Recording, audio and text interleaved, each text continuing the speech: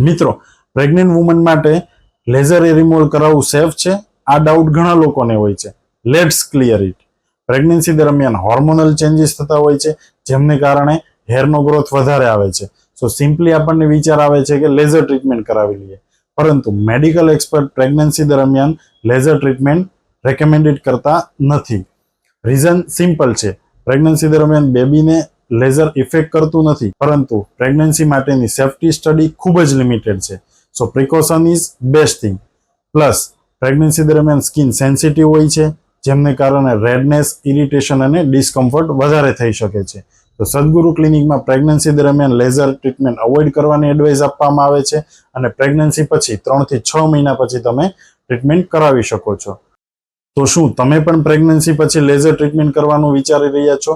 તો કમેન્ટમાં લખો INFO અને વધારે માહિતી મેળવો. તમારે સર્વિસ જોઈએ છે કે રિઝલ્ટ? તમારે સર્વિસની સાથે રિઝલ્ટ પણ જોઈતું હોય તો સદગુરુ ક્લિનિક છે ને.